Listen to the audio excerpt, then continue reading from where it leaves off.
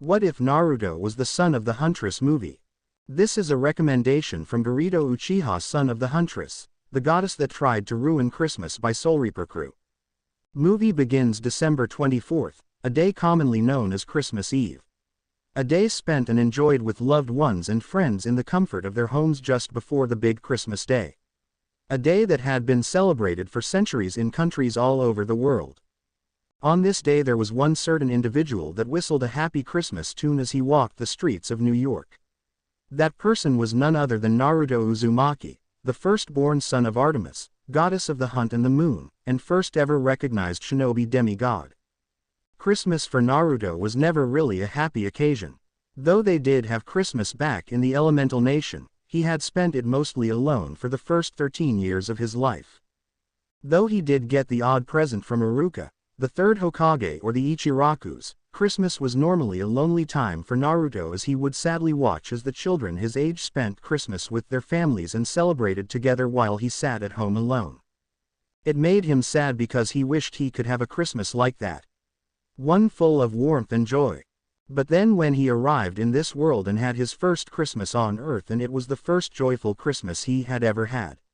He spent it with one his best pals, Percy Jackson, and his mom Sally Jackson. Though he did have to put up with the ass of a stepfather, Gabe Ugliano. Apart from that, he had his first real joyful Christmas experience with the Jacksons. This year though was going to be a little different.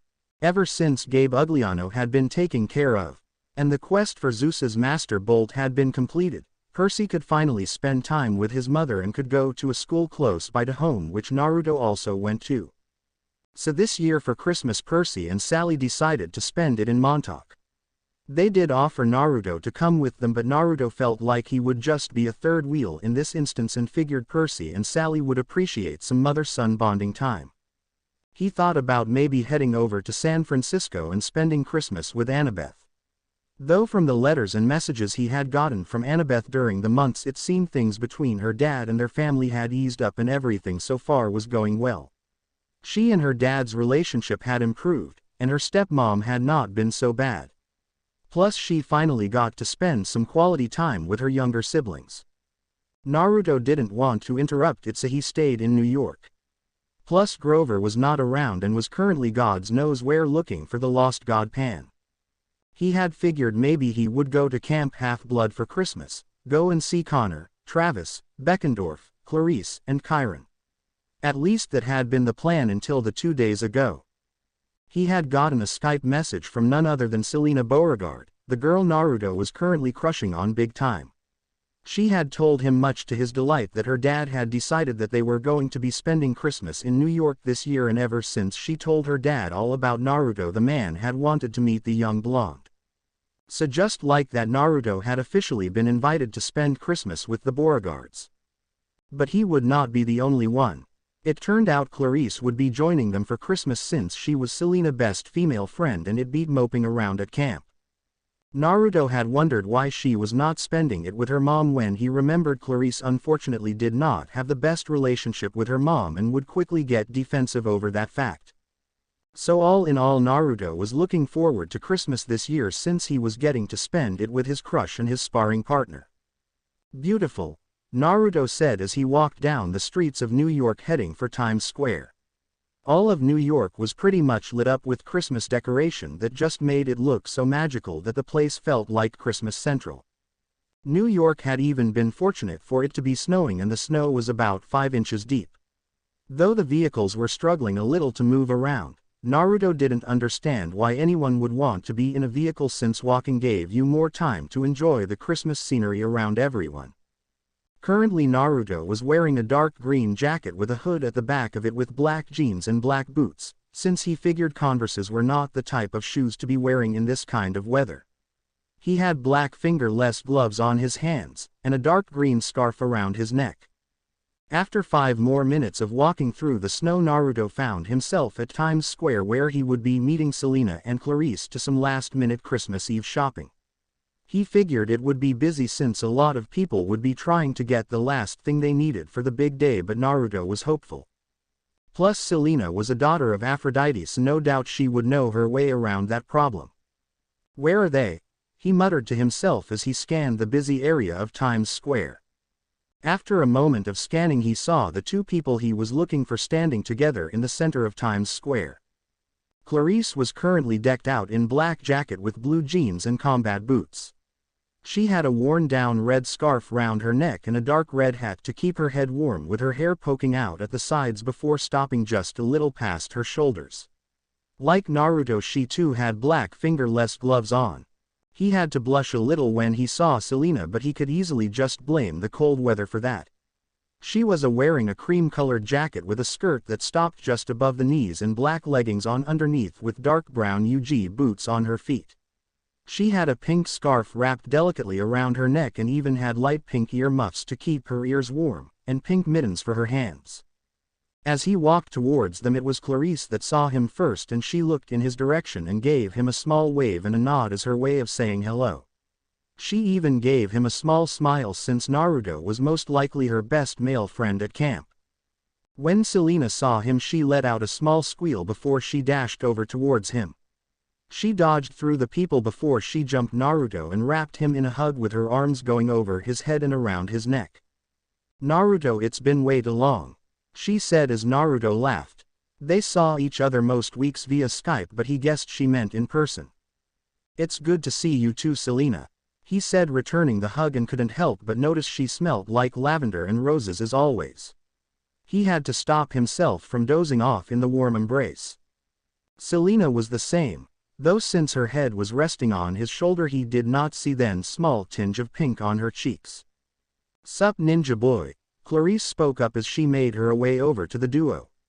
In her read she was thanking whoever was listening to her prayers, since Selena would not shut up about where Naruto was and how much she had missed him. "Not much, war girl," he said, giving her old nickname as Naruto and Selena broke apart. "So what exactly are we doing again? All you said was last-minute Christmas shopping," which Selena nodded her head furiously to while Clarice groaned. Naruto still found it weird that these two were friends since they were so opposite. But then again, opposites do attract, he thought. "I have to get a few things for my dad at a certain someone," she said, though Clarice knew exactly who she was talking about since he was standing right in front of them. Selena grabbed his hand along with Clarice before making their way through the crowds and towards their first destination. Both knew that they in for a very long day. That's how it went for the next few hours as Selena took them from shop to shop in Times Square, like the big Disney store where Selena bought a Goofy teddy for her dad as one of his presents. When Naruto asked why she got him that, she just said when she little, and when she got upset he dressed up as Goofy and it always cheered her up. So for Christmas every year she gets him something Goofy related. Somehow Selena had managed to convince Naruto to dress in a Mickey Mouse outfit while she dressed as Minnie Mouse. Clarice could see what Selena was doing but was amazed how dense Naruto was, since he figured it was just all in good fun. How could he not see that Selena was crushing on him big time?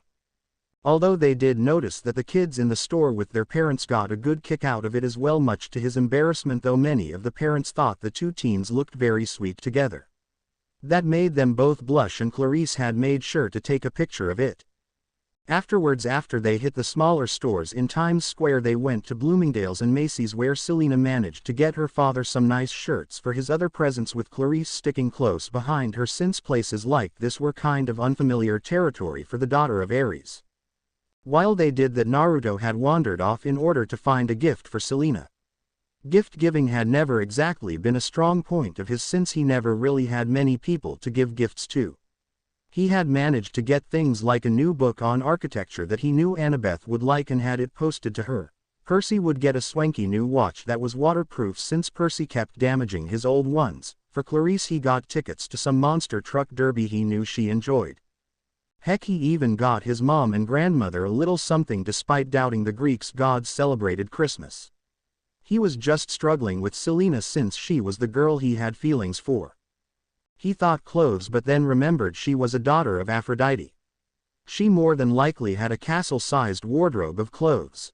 She was too old for games, and he doubted she enjoyed video games. Pets were out of the question. He even went as extreme as thinking of a car before he remembered she was still only 14 and he was 15. Ah, why could this not be simpler?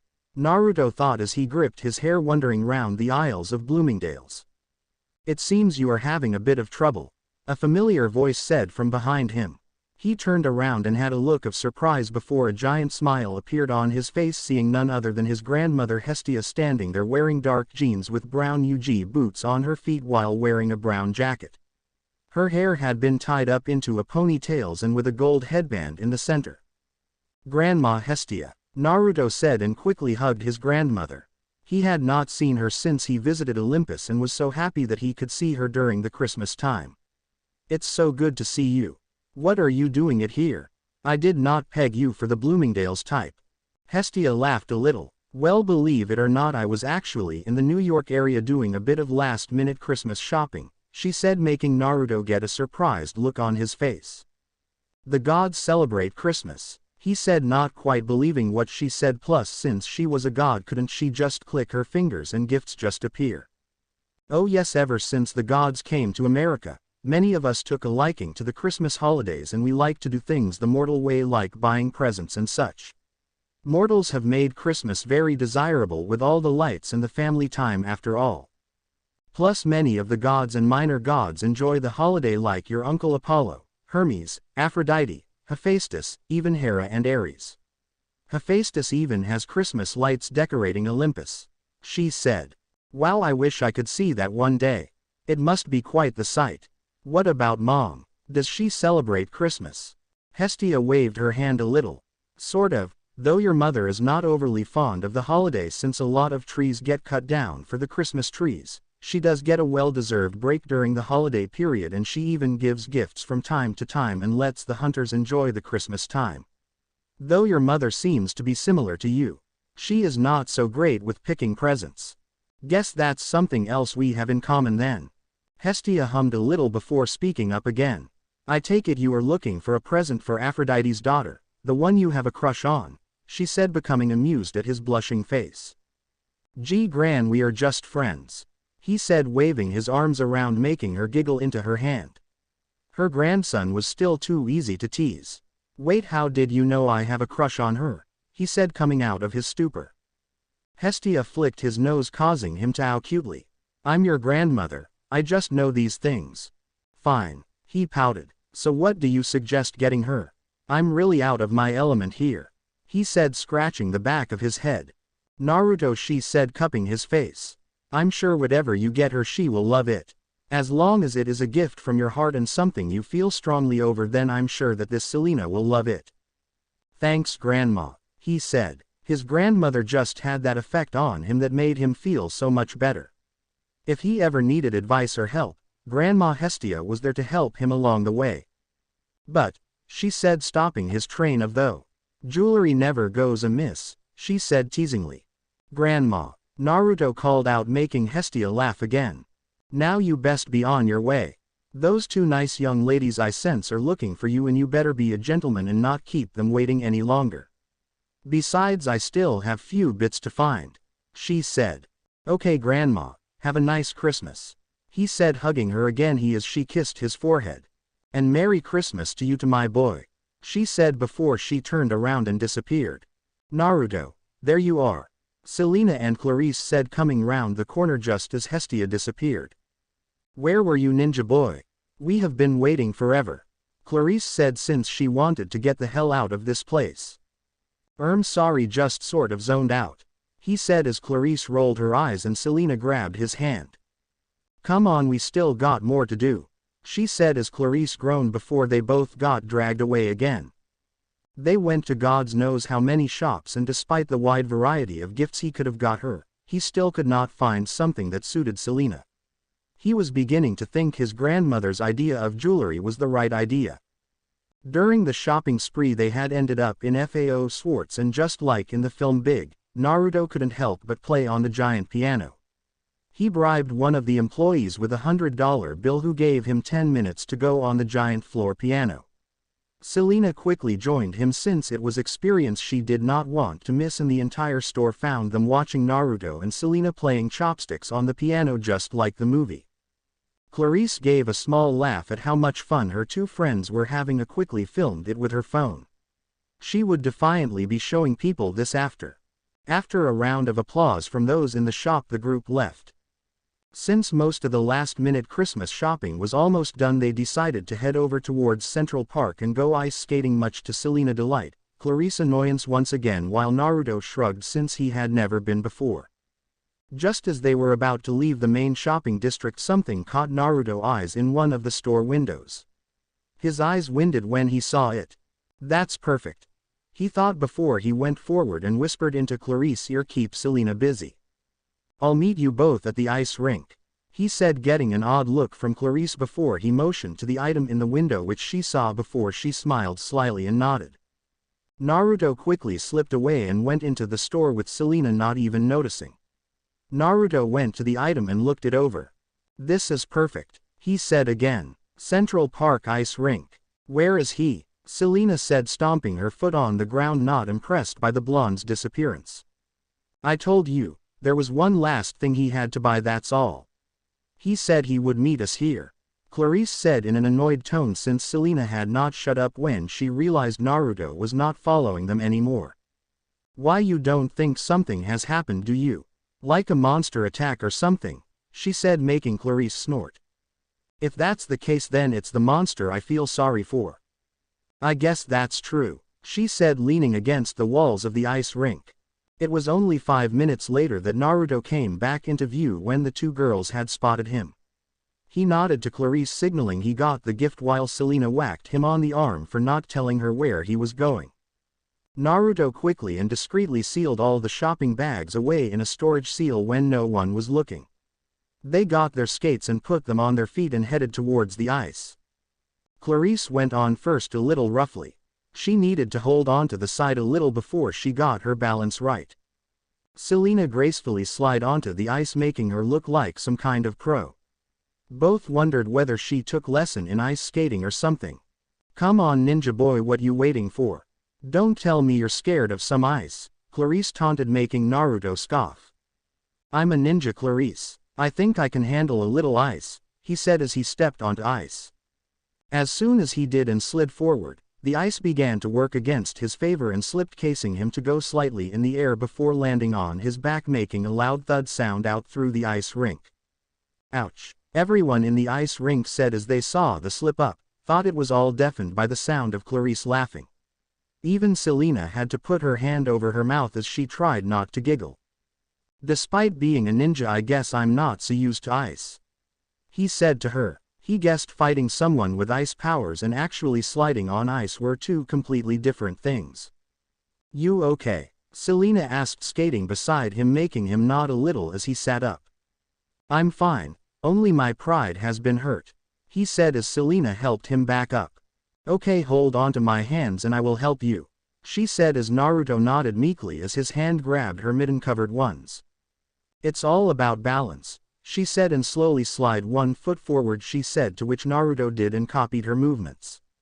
"Then when you have gone as far as you can go, you gently bring the other foot forwards and repeat the movements," she said. Naruto nodded and did so, gently bring his foot forward and slowly but surely skated across the ice, although he was very shaky and wobbly. Not once did he let go of Selena's hands, which, despite her the blush on her cheeks, she secretly enjoyed. For the next hour the two slowly ice skated and chatted about the past few months, while Clarice skated nearby and knocked anyone to the ground who came too close to her. Those around them and many of the older generation saw the young duo and smiled, and how cute and adorable they looked together. Mount Olympus, high above the clouds, Aphrodite was in her palace watching the two via iris message and was squealing like a mad schoolgirl at seeing her daughter and Artemis's son in such a romantic setting and ice skating together while holding hands. "Take that, all you other girls," she said loudly, happy that it was her daughter that seemed to be gaining the heart of the young boy.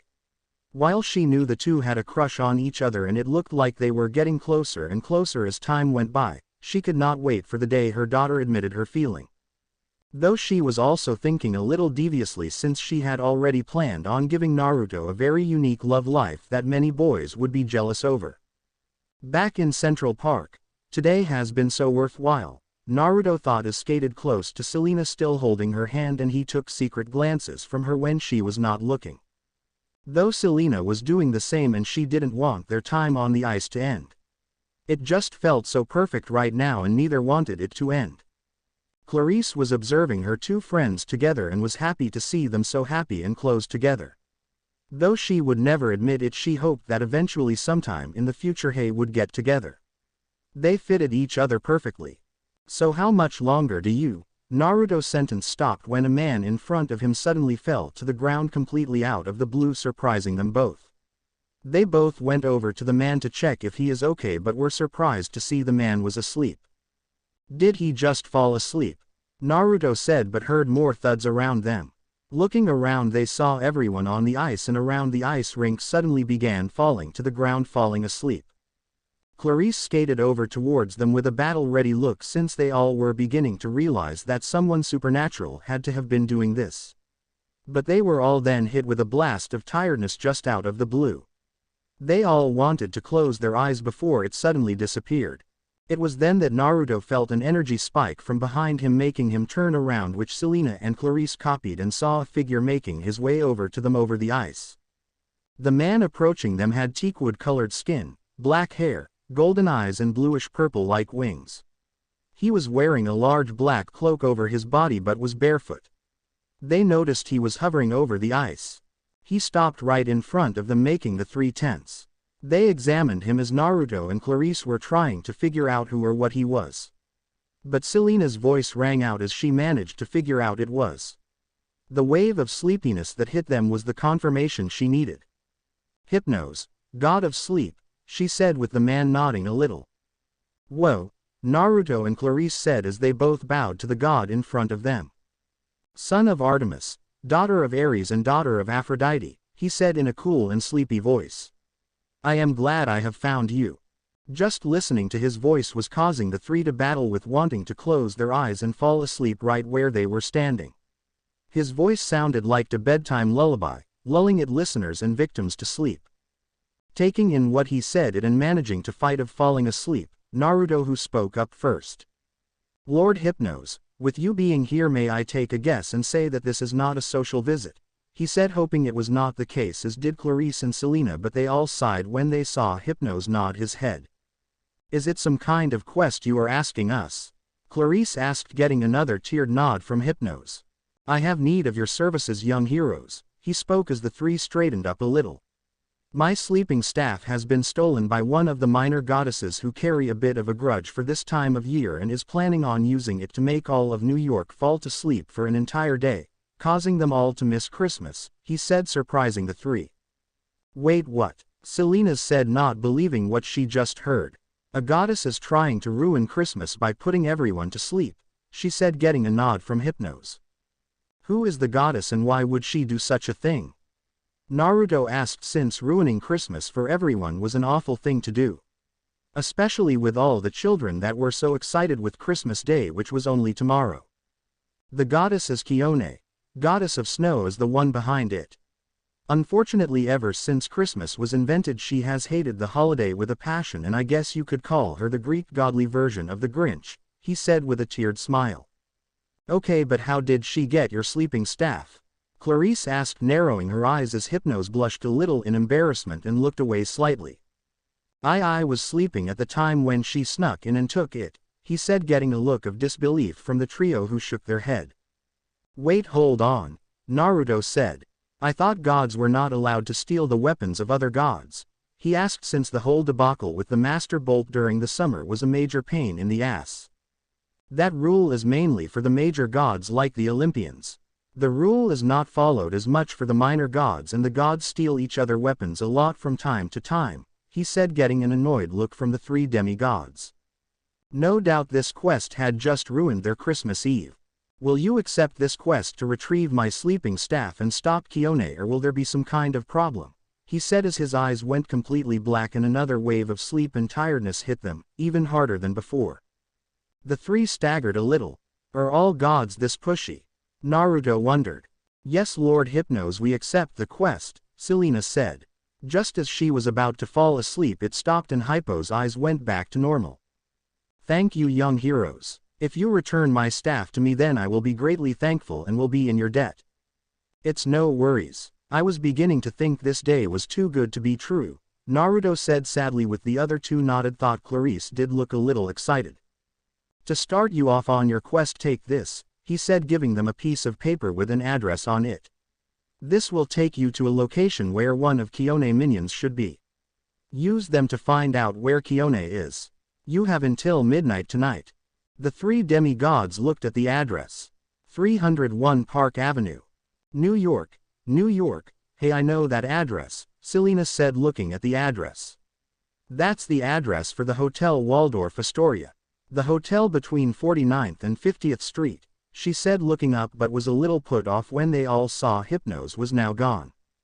Come on, let's get off the ice, Naruto said as the three slowly skated of the ice. They quickly took their skates off and back into their normal shoes before they walked away from the ice rink. I don't suppose you guys have any weapons on you, he said, looking at the two girls. Of course, Clarice said as she reached behind her neck under shirt top before showing the handle of a sword. Never leave home without it, she said, getting a thankful nod from Naruto. Selena, he asked, and she nodded back.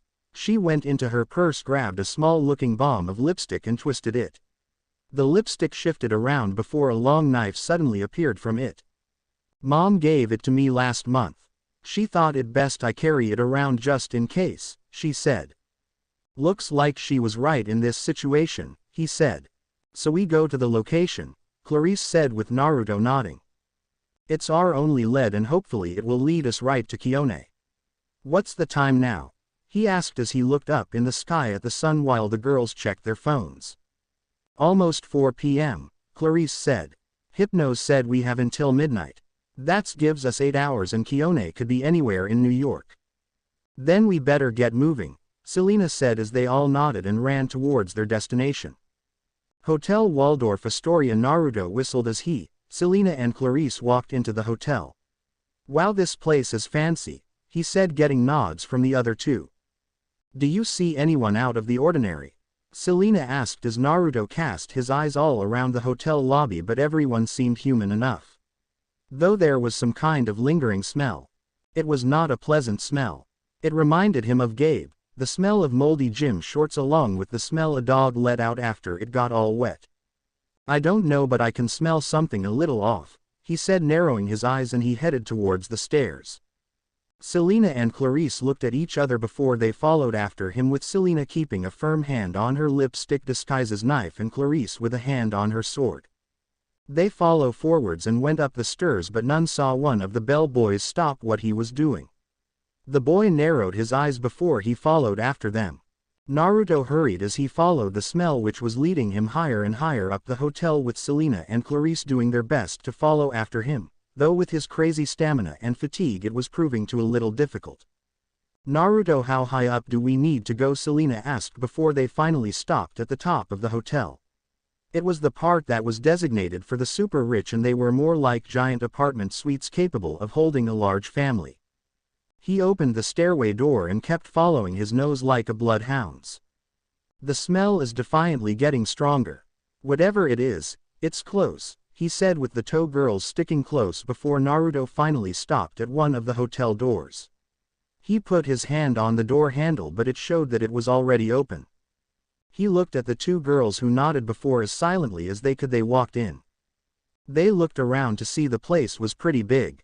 Heck, it's as big as my apartment in the city, Naruto thought before he quickly put his lips to his mouth when he heard grumbling and something shuffling around. When they entered the living room and saw the giant Christmas tree in the corner, they saw a large man standing at front of it dressed as Santa Claus and was picking up the presents and throwing them into the bag. Naruto made a coughing motion that startled the man and made him turn around and look at them. Mind telling me why you are stealing those presents? Naruto asked as he now had his bow in his hand, as the girls now had their weapons in their hands too. The man in front of them let out a growl that caught them all a little off guard, since it sounded like a growl a dog would make. He then began to get a little bigger as his face began to grow some kind of snout, with his ears becoming pointy and eyes going black like coal.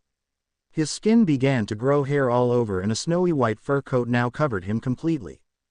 What's that? Selena asked, but even Naruto was not sure. He did not have a name for some kind of white dog man. It's a snow telekine, Clarice said, drawing their attention. They are a subspecies of telekines, one of the few monsters that have a subspecies. They're just like normal telekines except they're a little smaller but look similar apart the white fur. However, where telekines are master blacksmiths, snow telekines have no talent for it. Instead they stick to stealing. Both Naruto and Selena gave her a surprised look but she shrugged. I do read, you know, she said, grumbling before their attention went back to the dog man in front of them. A snarl ripped through the snow telekines as Naruto stared at him. Mind telling me what you think you're doing with all those presents? Naruto asked, glaring at the creature, making it snarl again. The creature looked at the three before it threw the bag of presents towards them, which Clarice caught before it extended its claws and lunged forward. Clarice and Selena were on guard while Naruto smirked and shot forward, meeting the telekines in the middle. The telekines threw its clawed hand forward towards Naruto's face with its claws glinting. Naruto, though, never let the smirk drop from his face as he ducked the swing before he grabbed its extended arm. An audible snap could be heard through the room as the telekines went down, holding its arm, which was now at a funny angle. It went to swipe him again, but he deflected it with his hunting knives before headbutting it, which made it stagger back and drop down to a knee. He then met its chest with a strong kick that knocked it against the lit fireplace in the corner, making it howl out in pain from the fire burning its fur. You will have to do better than that, Naruto prodded.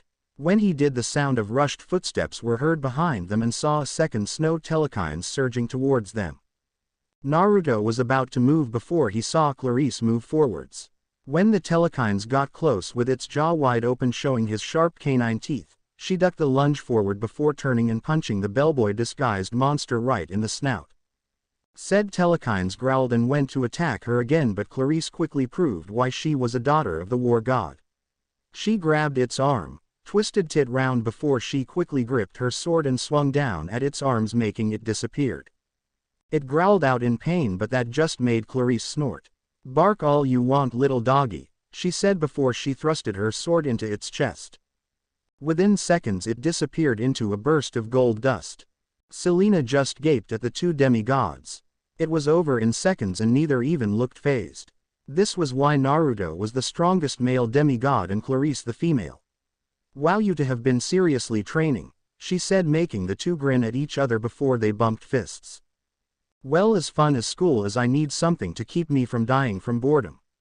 Plus I had some new jutsus to master. But we have some info to gather, Naruto said as the two girls nodded. Naruto went forward and grabbed the telekines by the neck and threw the creature against the wall, and one of his hunting knives pressed against its throat. Now, unless you want me to break your other arm, I suggest you start talking. Where is Kione? A growl ripped from its throat.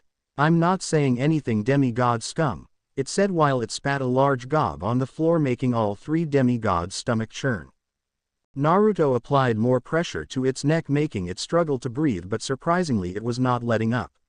Naruto had to admit they were pretty loyal. Let's try again. Where is Kione? You are only making things worse for yourself, he said, but still the snow telekines did not say anything. This is getting us nowhere, Clarice growled out as she fingers were tapping away at her sword. Selena then walked forward towards the dog man. Please just tell us, where is Kione? We cannot allow her to go through with her plan and ruin Christmas. She has taken Hypnosis' sleeping staff. She needs to give it back. She is in a warehouse down on the South Street Seaport. She will be in Warehouse 05 near the Bridge Cafe by the Brooklyn Bridge. The three demigods looked at each other in confusion. Okay, what the hell? Why are you only telling Selena the answers we want and not us too? He said, a little annoyed, with Clarice nodding as well. Though he was happy that Selena managed to get the information out of him. Shut up, you whiskered freak, the telekines shouted, getting a tick mark form above Naruto's eyebrow. Selena sighed. Why are you only answering my questions? She asked again, since she was a little curious, though she did have an idea of why it was happening.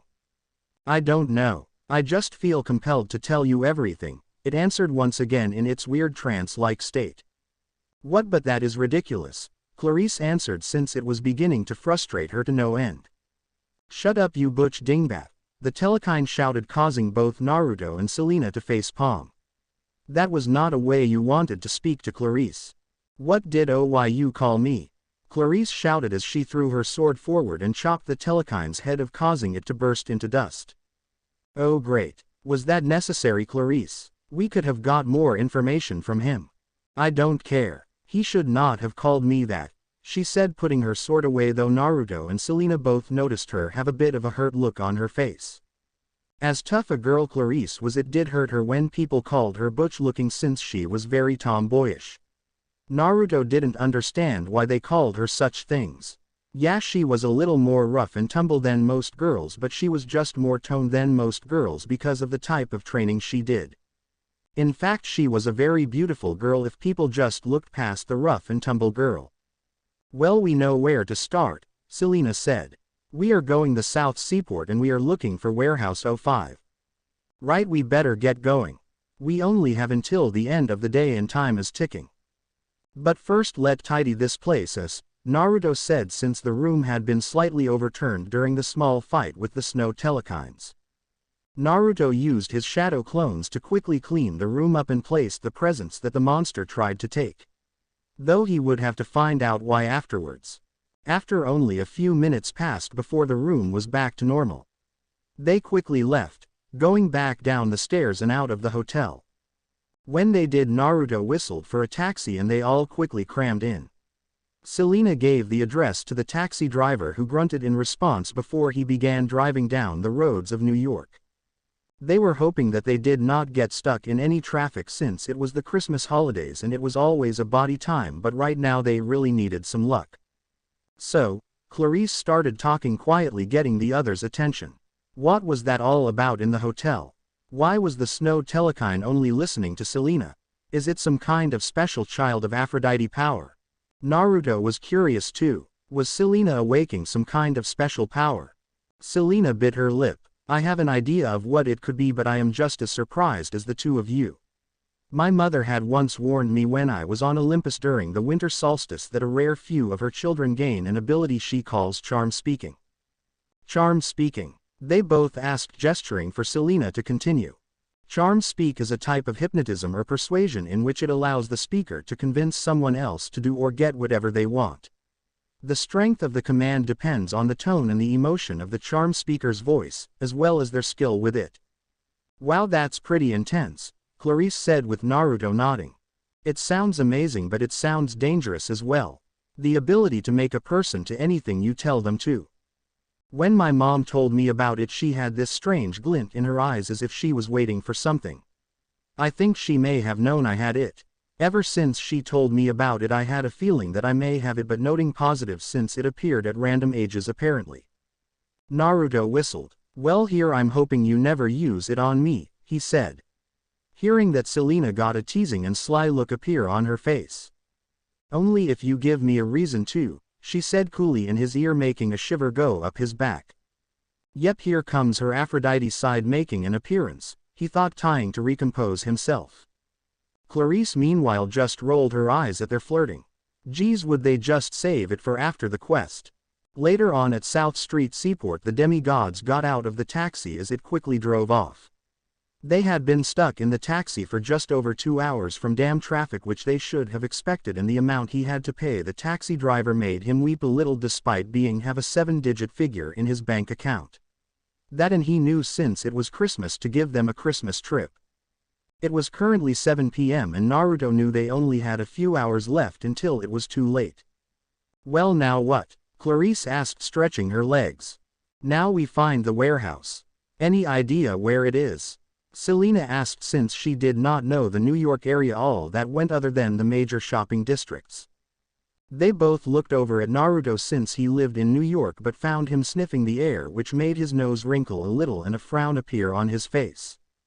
I can smell them. They have been around this area a lot over the last few days.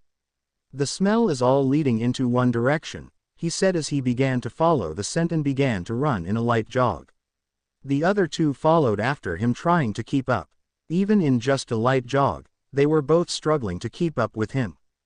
They ran for about 5 minutes before they found themselves standing nearby the Brooklyn Bridge, staring towards an old warehouse that was pale gray in color and looked like it had seen better days. There were no vehicles outside of the warehouse, but they all found that if they stood close enough to the warehouse then they could hear the sounds of movements and things being thrown around. They looked all around the warehouse looking for an entrance in or some kind of back door, but found it was locked up tight. The windows had been iced over. Whether that was from the weather or from the goddess they did not know. But they knew they had to get in there and see what was happening. So how do we get in? The entrances are all locked up tight. We go up, Naruto suggested, and before the two girls could even ask what he meant, Naruto grabbed Selena bridal style while he put Clarice over his right shoulder before he pushed Chakra to his feet and climbed the warehouse walls. He had to be careful to try and avoid the icy parts on the wall while Clarice didn't have a very pleased look on her face. Obviously not very happy. She had to be in a damsel in distress kind of mind, though Selena did not mind since she was sporting a big blush and hiding her face into Naruto's chest. Once they got onto the roof, Naruto gently put them down before they tiptoed around. They found a small opening in the ceiling and all crouched around and looked through it. Looking through it, they were amazed to see at least 20 snow telekines all working rather hard, carrying what looked to be heaps of presents. They were all moving them towards one giant pile of presents that looked to be at least 12 feet high. There was even a snow telekine operating a forklift. Get a move on. We only have less than 5 hours to go and I don't want anyone finding presents when they wake up on Boxing Day, a harsh but beautiful voice called that immediately grabbed the attention of the three demigods. When they looked over, their eyes stopped on the only woman in the warehouse, and by her aura that Naruto sensed from her he took a wild guess to say she was the goddess they were after.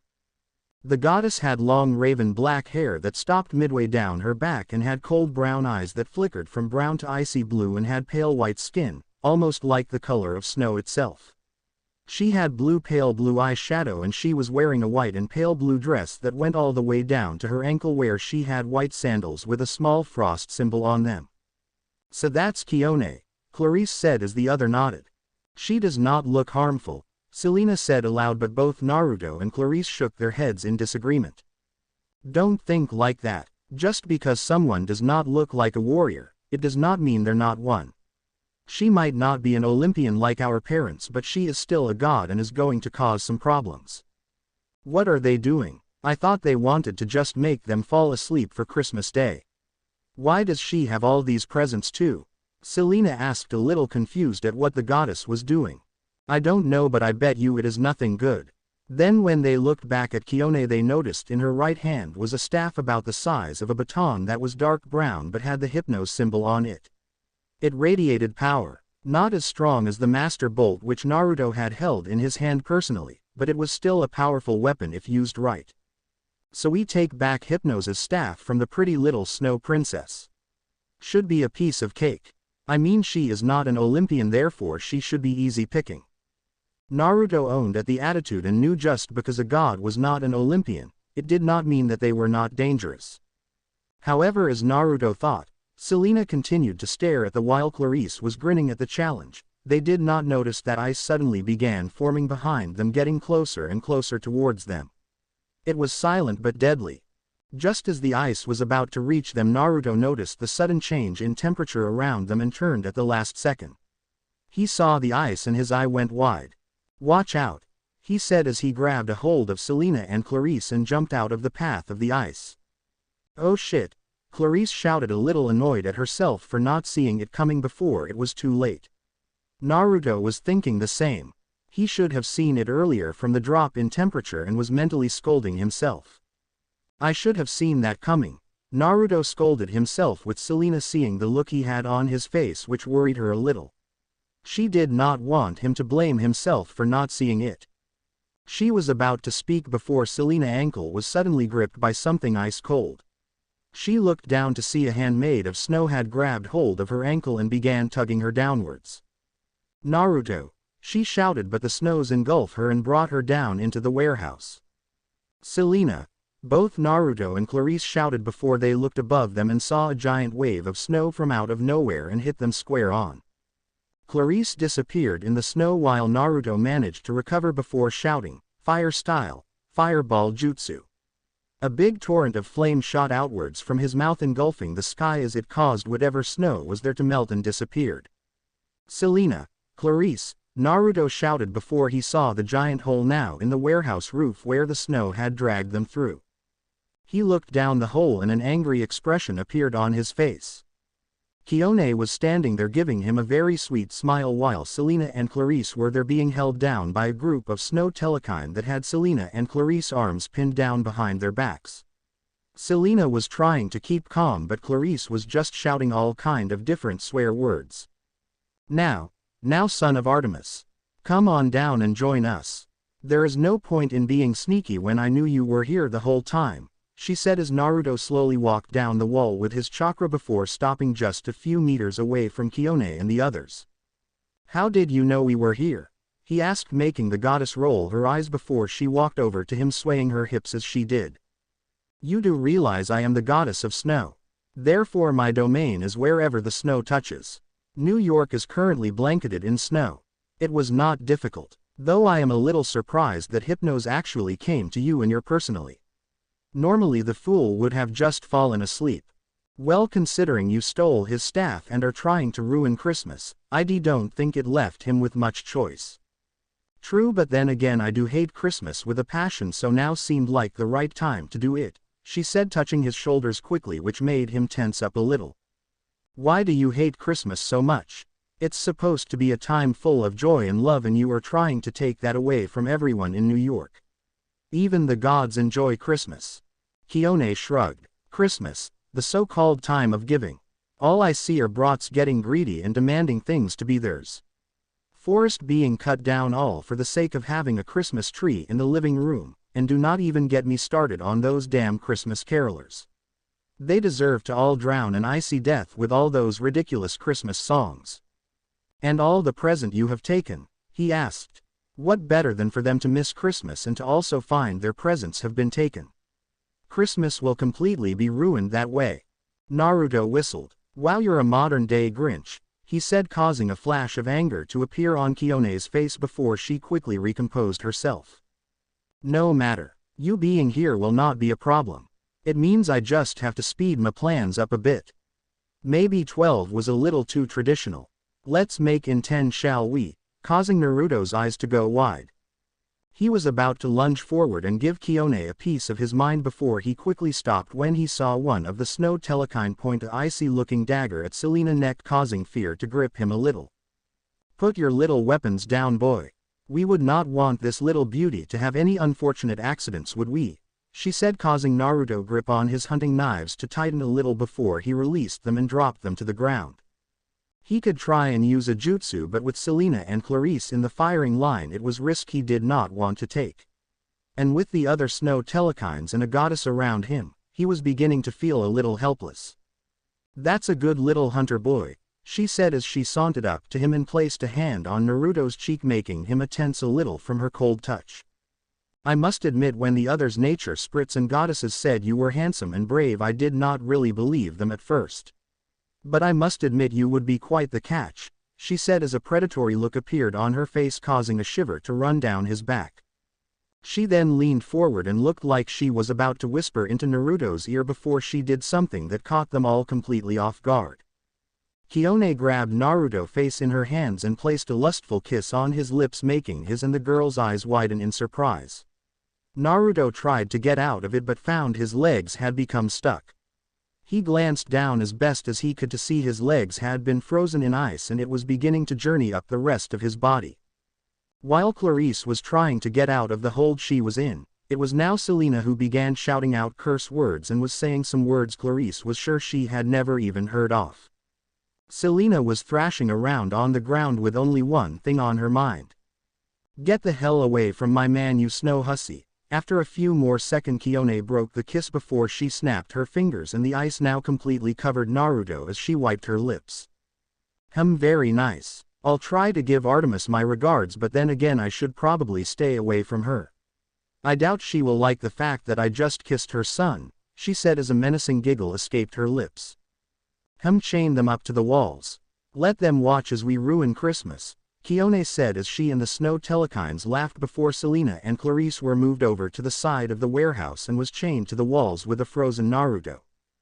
As they were chained up, no one saw the small metal nail file Selena took out of her pocket and hid in her hands. That's how they stayed for a good 2 hours as Kione continued to direct her telekines around, telling them where to store the presents and all the different ways to destroy them once the time was right. All the telekines stayed clear on the three demigods, but Kione did keep an eye on them from the corner of her eyes. Then when it was 9 o'clock, only an hour before the newly decided time to put New York to sleep, Kione stood in the middle of the warehouse, causing the telekines to move away from her, and saw she had the staff in her hand again. She looked at the three before she gave a sly wave and a wink before she disappeared in a snowy mist that left the warehouse as the telekine continued to work and stack the presents. "I want her head on a platter," Selena muttered. "We have to get out of here," Clarice said as Naruto, who now had his head part of his upper body free from the ice thanks to his body temperature being a little hotter than most due to varying a giant nine-tailed fur ball in his gut. But it would not unfreeze in time to stop Kione. "I know, but while I am stuck like this, I won't be going anywhere," he said as he tried to wriggle out of the ice, but it was to avail. Clarice bit her lip, not looking at all pleased at the situation they were in. She pulled against the chains, making a small rattling noise as she did, but even with her strength she was not getting out of them. "Damn, I really hate celestial bronze right now," she said before she heard a faint giggle come from Selena that made her look over, since she was not quite sure what could be funny at a time like this. "What are you laughing at?" she whispered to the raven-haired girl. Selena winked at Clarice before with her eyes she motioned to her chains, making Clarice follow. When she did, Clarice bit back a laugh and had a look of surprise on her face. Hidden in Selena had was a small metal nail file that she had always known Selena to hold onto, since it had pink roses decorating it. The chains around Selena wrists had been cut slightly, just enough so that she could get her petite hands and wrists out of the chains. Turns out the chains are not celestial bronze, just normal chains, and Kione is probably none the wiser, she said, whispering to Clarice as she held onto the chains to make it look like she was still chained up, though she did say the goddess of snow's name with venom laced in it. "I'm guessing she is still pissed about her kissing Naruto," Clarice thought before shaking her head. "Damn, you're good girl," Clarice said, happy that the daughter of Aphrodite was with them and her petite size had really come in handy. They watched the snow telekine carefully as Selena mimicked that her hands were still chained up and waited for their moment. When the creatures all had their backs turned, Selena quietly slipped away, alerting Naruto and surprising him to see that she was free. She scanned the floors and grinned when she saw a piece of lead piping was lying around. "That will have to do," she thought as she quietly picked it up. She knew that right now the most important thing was getting Naruto free, since he was the strongest in the group. Picking it up, she creeped over and stood next to Naruto. "Here we go. Let's hope this works. Mom, if you're listening, please help me destroy the ice," she thought. She took a deep breath before she swung the lead pipe back before she threw it forward, making it connect with the ice.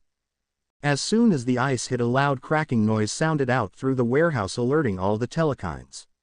They all spun their head around and ears flickered up before they all began to snarl. Selena could see about 20 snow telekines all stalking forward towards them, all with their teeth bearing out and their claws glinting. The spot she had hit with the ice formed giant crack in the ice, which for Naruto was all he needed. Using his chakra, he began to push against the ice with all his strength, causing more cracks to form as bits of ice began to break off. "Oh, they are in trouble now," Clarice said as Selena slowly backed away before Naruto burst out of the ice, sending the chunks of ice flying all over the place. As quickly as he got out of the ice, Naruto used wind chakra to break Clarice's chains, releasing the daughter of Ares. Stroking her wrists, Clarice got a crazed glint in her eyes before she picked up her sword that was laying to the side of the warehouse and picked up a piece of round-shaped metal that she could use as a shield before she glared at the snow telekines. "Just bring it over, you overgrown mutts," she shouted before she charged head first towards the telekines that looked a little put off by the girl's sudden charge. "We can't let her have all the fun, can we?" Naruto said as he handed Selena her dagger before he picked up his hunting knives before they too got involved in the fight. Clarice smashed her makeshift shield into a nose of one of the telekine, making a sickening crunch ring out, and successfully knocked it over.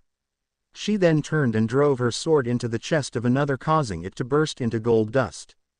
Naruto meanwhile drove one of the telekines to the ground head first, causing a dog-like whine to ring out while he kicked another in the chest, sending it into a stack of crates.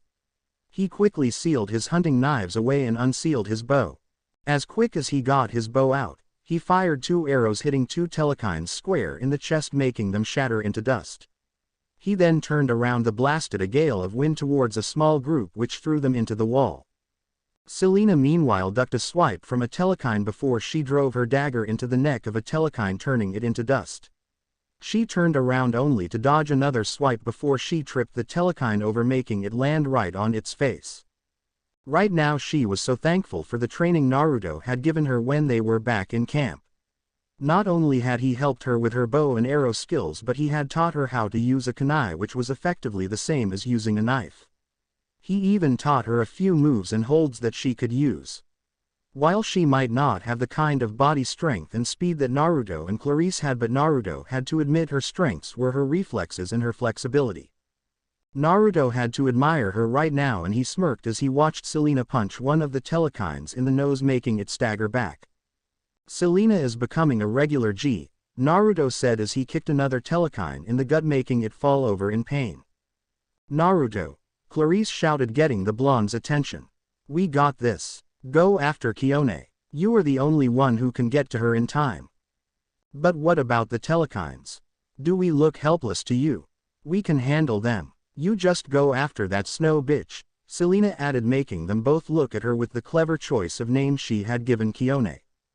Naruto bit his lip. He didn't want to leave the girls alone, but he knew getting to Kione took priority right now. Plus the telekines were beginning to dwindle down in number and only about half were left. Okay, but you girls better be okay when I get back, he said as putting his bow away and turning towards one of the doors. Wind style. Great breakthrough, he said as a blast of wind shot forwards and destroyed the door along with the walls around it. Give her hell, Clarice shouted as Naruto disappeared and bolted as fast as he could use chakra to increase his speed. To most he looked like a blur passing by on the rooftops. As he disappeared, Clarice drove her sword into another telekine, making it whine in pain before it burst into gold dust just like the others. Now this is what I call a training session, she said before she stepped back in surprise to see 7 telekines boxing her in and pushing her against one of the far walls. Selena looked over as she kicked another telekine in between its legs to see Clarice being boxed in and frowned. She scanned the room and grinned when she saw something that could be of use to her. That will do nicely. Come on, bring it, flea bags, Clarice taunted as she jabbed her sword forward to scare the snow telekines off, but they continued to step closer. Clarice gritted her teeth together before the roar of a machine came to life, drawing everyone's attention. Looking over, Clarice's eyes went wide when she saw Selena sitting in the seat of a forklift with a grin on her face before she drove it forward and headed straight towards them. The snow telekines were so surprised that just as they snapped out of it, the forklift smashed into them, causing all 7 to pile into each other as Selena drove the forklift straight into one of the warehouse walls.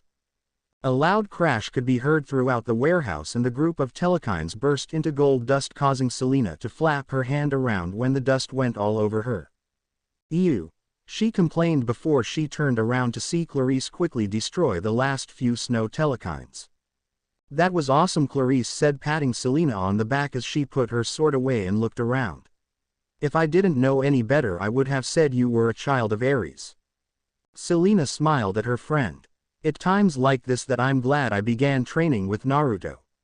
I'm just glad I could be of use, she said, get a nod of understanding from Clarice before they both looked around. All of the telekines were gone, though the place did look like a tornado had hit it. Though luckily all the presents that were stolen had not been scratched or damaged. It up to Naruto now, Clarice said with Selena nodding as she silently prayed for her mom to watch over Naruto for her. We have done our part. Now it's time for his. With Naruto. Naruto ran across the rooftops of New York as he scanned the area as far as the eye could see. Where the hell is she? He thought before he looked at the watch he borrowed from Clarice. 21:35 it read, making him tighten his fists. Damn it, where is she? He said to himself as he scanned everywhere his eyes landed on. Stop and think, a whisper said into his ear, making him turn around but saw no one there. Mom, he whispered, thinking his mom had just spoken to him, trying to get him to calm down, which he knew would help. If he got too frustrated, it would lead to making mistakes. And right now he could not afford to make mistakes. Think, he said to himself. To get a wide berth and cover the city, she would need somewhere high. Somewhere she would see entire New York skyline. He looked to the Empire State Building, but he knew she would not risk going there since it leads to Olympus. She wants to ruin Christmas. Why not do it the most Christmassy place in New York? He thought before an idea appeared in his head, making his gaze snap open as he walked towards the edge and looked over the skyline. His eyesight moved along until it landed on the building that Keone must have been using. Rockefeller Center. The building and the area around it was Christmas Central this time of year, and with Rockefeller Tower being around the size of the Empire State Building, it would be the perfect place to use Hypnosi's sleeping staff. I'm taking you down, Keone, he whispered to himself. Before using chakra, he leapt across the skyscrapers and towards Rockefeller. Rockefeller Center. Atop of the Rockefeller Tower, Keone stood looking over the side and glancing down at the Christmas tree that lit the area up in bright and wonderful colors. Though Keone only sneered at it as she flicked her hair back. How she had wanted to do something like this for so long. She had wanted to ruin a Christmas properly here for many decades, but every time she thought of a plan, one of the other gods either talked her out of it or simply put their foot down and stopped her before she could say anything. But not this year. She would not listen, and this year she stuck to her plan. She always knew Hypnos would come in handy one day other than just sleeping all day, and his sleeping staffs was the key to her little scheme. She could not understand people love for it, and she even made it snow so that people could not travel to where people were headed to for their Christmas. But instead most loved it and played in it, and it became a blessing to them. Where did everyone think the term White Christmas came from? She thought as she looked over New York. Christmas, she spat out as she held Hypnosi's staff out in front of her. I really hate Christmas. She held Hypnosi's sleeping staff out in front of her and began to chant. Rainbow-like colors appeared like cracks on the staffs, and rainbow, glittery light power began to seep out of it. Oh no, you don't. A voice shouted, causing her to attention and focus on the task at hand to be drawn away before Naruto appeared mid-air, which surprised her since she was so focused on her plan she was not paying attention to her surroundings, and collided straight with Keone, knocking her off her feet and knocking her to the ground. Hypnosi's staff was knocked out of her hand and rolled along the floor. You, she screeched, causing Naruto to cover his ears. She sounded like Sakura in the screeching department. How the hell did you get free? Naruto smirked. Get better security. Keone gritted her teeth before she tried to shake away the anger and let a predatory and lustful look appear on her face as she began walking towards him, swaying her hips as she did. Now you would not want to hurt little old me, would you? She said, blowing cold air into his ear. She grinned when she felt him shudder, but her smirk dropped from her face when she saw he now had a smirk on his face. Before she could ask why he was smirking, a loud splat could be heard sounding through the cold and silent air. If anyone had arrived or was watching the confrontation, then they would have been surprised to see Naruto shove a mince pie in Keone's face. Keone stood silent as she comprehended what just happened before a wave of snow shot forward towards Naruto at such a speed that Naruto was only just able to jump out of the way. You dare! She screamed before she began to fire giant balls of snow and ice towards Naruto, who was able to dodge out of the way of all of them. Thank you, shinobi training, he thought as dodged a giant snow ball that was aimed at his head. Stay still and let me hit you. Now why would I do that? Naruto argued back. He was not sure if this was a battle of just some kind of ultimate snowball fight. But either way, Naruto found himself having fun fighting Keone, though he doubted it was going to last. That thought proved right when a 20-foot wall of snow appeared behind Keone before she threw her hands forwards and making it surge towards Naruto. Watching as the wall of snow came forward, Naruto did a number of hand seals before shouting, "Fire style, fireball jutsu." A giant ball of fire shot from Naruto's mouth, collided with the wall of snow similar to back at the warehouse and successfully melted the snow, which made Keone grit her teeth. You will not ruin this, Keone muttered. She put her hands together just as Naruto created a batch of shadow clones and sent them toward her. When they got close, spike of snow and ice shot up from the ground and impaled the clones, making them poof out of existence. Okay, now she is getting serious, Naruto thought as he felt Kyone's power spike to great heights. So much so that the weather around them began to drop rapidly and Naruto could feel his teeth chattering together. She might not be as powerful as Ares, but she is not a minor god without a reason. I have to be careful, Naruto thought to himself. Yes, he may have known that Ares was undoubtedly stronger and superior to Kyone, but he knew if he underestimated her, he would pay for it dearly. Stay still, she said as giant spikes of ice and snow continued to shoot from the ground, making the area look like some kind of giant pin cushion. Wind jutsus won't be useful here and my arsenal of fire jutsus is limited. Trying to get close is proving difficult with her throwing spikes and snowballs all over the place and in every direction. And there is no way I am going to use the fox's chakra.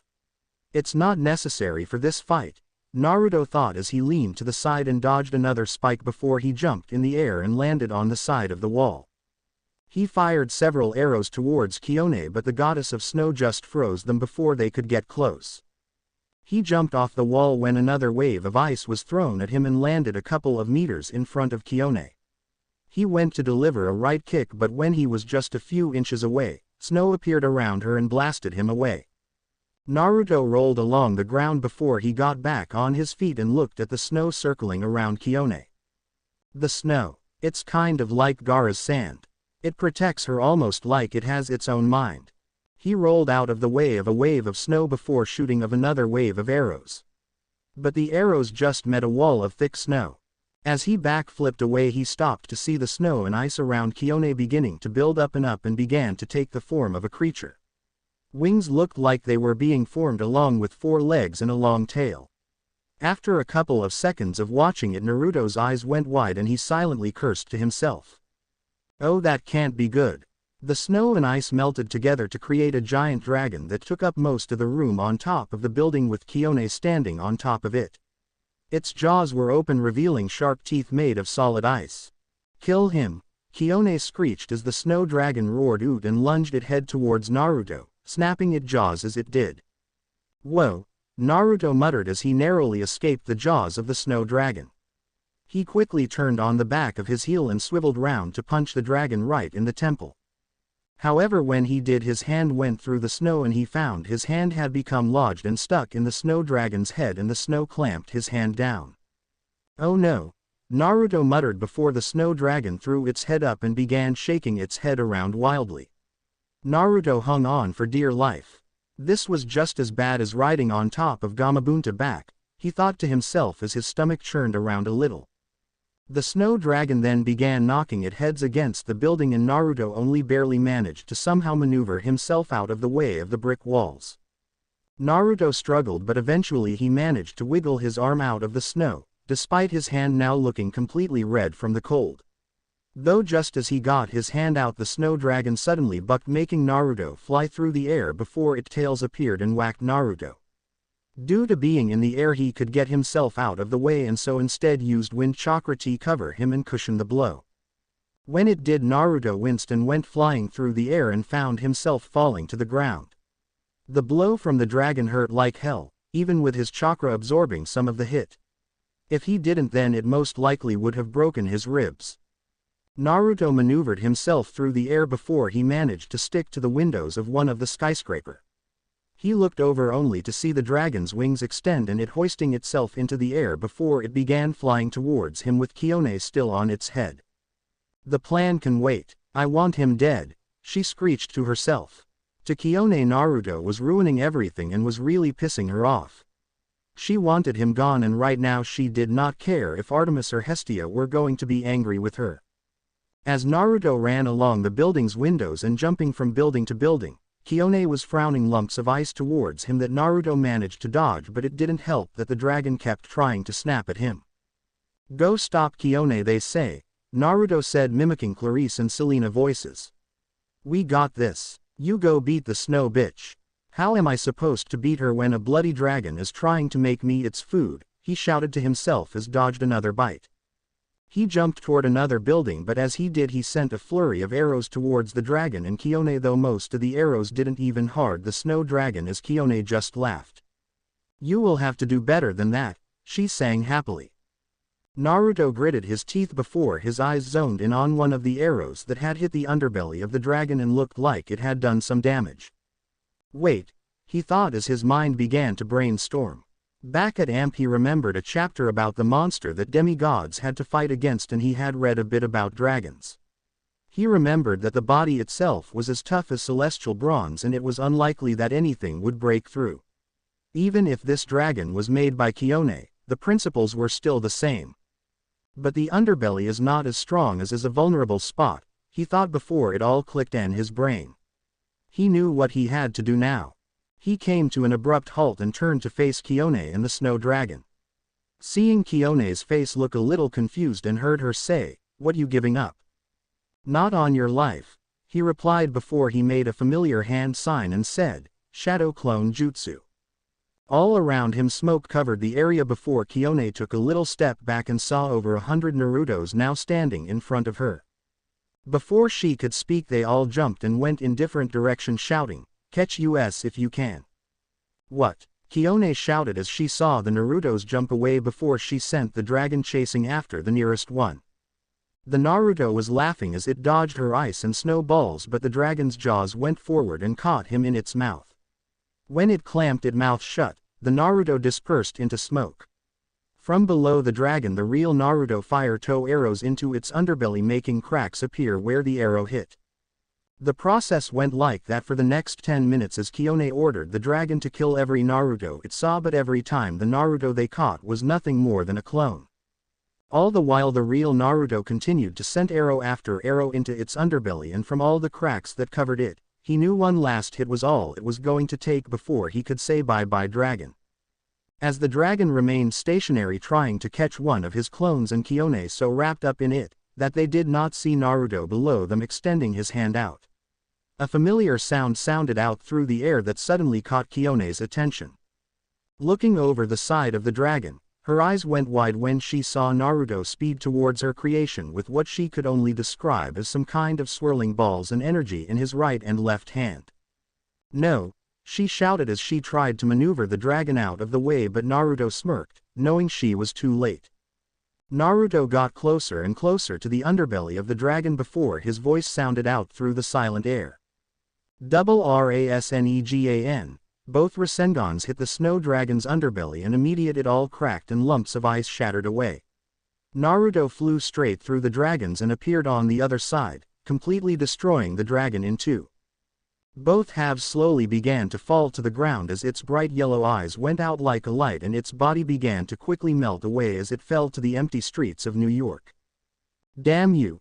Kione shouted before Naruto disappeared and then reappeared in front of her and landed a powerful kick to the side of her face that knocked her through one of the windows of a skyscraper. The snow around her was not quick enough to protect her. "That was for trying to ruin Christmas, bitch," Naruto shouted before he took a long deep breath. As soon as he finished taking the quickly breather, Naruto ran as fast as he could since he doubted Kione would stay down for long. He jumped along the building and found himself back at Rockefeller Center. He jumped on the side of the building and began running up the side of the tower as quick as he could. He arrived back on the previous battlefield and looked all around before spotting Hypnosis' staff on the ground beside a bunch of ice spikes. "Thanks the gods it's still here," he thought as he walked over and picked it up. He took a good look at it and had to admit it was a pretty thing with weird little drawings on it that kind of looked like people sleeping and Greek symbols that looked like night and sleep. "Cool," Naruto thought before he turned around only to have a sharp pain meet his gut. Standing in front of him was Kione, who was holding an ice-shaped spear in her hands with her clothes a little tattered and sporting a red mark where Naruto had kicked her. Her icy-colored eyes seemed to illuminate with glee. "You will not stop me," she said, driving the spear a little deeper, and grinned when she saw Naruto tense from pain. She was about to comment again before a smirk appeared on Hi's face. A smirk that made her want to slap it off his face. "What the hell have you got to smirk about?" she whispered venomously to him. Naruto said nothing before he dropped the staffs and pointed down to the ground before Naruto poofed out of his existence. What? Kione thought before realizing she had hit another clone.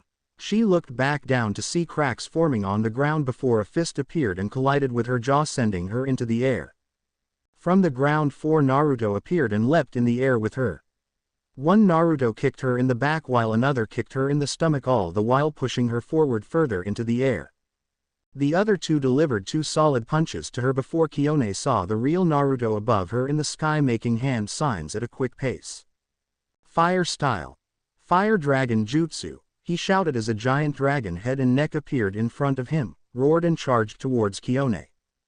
Kione, a little dazed and confused from the hits, could not get out of the way in time and simply closed her eyes as the attack hit, causing her to shoot towards the ground and waves of fire and smoke to appeared all around the top of Rockefeller Tower. The snow and ice around them melted from the heat the dire jutsu was letting off, and all that remained was water and slush. Lying in the middle of the crater was Kione, who had burnt marks scattered on her body that made her wince at pain, and her dress was in tatters. Naruto had to look away when she began getting up, sign the dress was not able to cover some of her more lady parts anymore. "YUW won't stop me," she muttered as she groaned and staggered as she stood up. Naruto was also breathing heavily since continuously pumping chakras to get to Rockefeller, fighting Kione and her snow dragon and then creating over 100 shadow clones and using fire jutsu and a double Rasengan had tired him out. Though he was happy that he could say he fought and defeated a goddess all on his own. A minor goddess, but a goddess nonetheless. And he did not even need the Kyuubi's help. "There is no point fighting. It's over and your little plan is ruined," Naruto replied, but Kione shook her head. "No, I will succeed," she said. She could not let her scheming and efforts all been for nothing. "You look like you are on your last leg, Kione," a tiered voice called, making Naruto and Kione whip their heads around to see Hypno slowly approaching them. He walked over to where Naruto dropped his sleeping staff and picked it up. The staffs responded to his power and glowed brightly before it shrank to the size of a pen before he pocketed it away. "You know I don't like it when people take my stuff, Kione. I thought you knew better. Damn it, give that back. I need it," Kione screeched out before a burst of fire appeared beside, and Kione suddenly found her ear being grabbed by. She turned to look at the new arrival before going even paler than usual at seeing Hestia standing there with a miffed expression on her face. Naruto noticed she was still wearing the same clothes she had on earlier and had multiple bags in one of her hands. "Ow ow ow, let me go, you crazy hag," Kione whined in pain while Hestia simple applied more pressure. "Young lady, you do this every year. How on earth you managed to get this far this year is beyond me, but enough is enough," Hestia said with a stern expression on her face before she looked over at Naruto and saw his battered and tired from before she looked back at Kione with an unhappy look on her face. "And to top it all off, you tried to hurt my grandson," she said in a very sickly sweet tone, making everyone else wince. "It seems I have to give you the punishment." Naruto noticed whatever color Kione had completely disappear as her eyes went as wide as saucers. "And no, not that. Anything but that," she pleaded, but Hestia shook her head. "You bought this upon yourself, Kione," she said as she shook her head. What's the punishment?" Naruto whispered to Hypnos, who looked like he was sweating a little from the mention of the punishment. He slowly turned his head and whispered back. "Even though Hestia is known for not being violent, if people step out of line or does something she disapproves of, she will give them the punishment, which is basically giving the person a spanking while her hands are on fire. And your behind has to be bare." And just like that, Hestia quickly became one of the most frightening gods Naruto would ever meet. His hands unconsciously went to his behind. Spanking with fire-lit hands was going to sting like hell. I hear she even gave her sister Hera a spanking once, and that the queen could not sit down properly for weeks. Naruto's fear levels went up.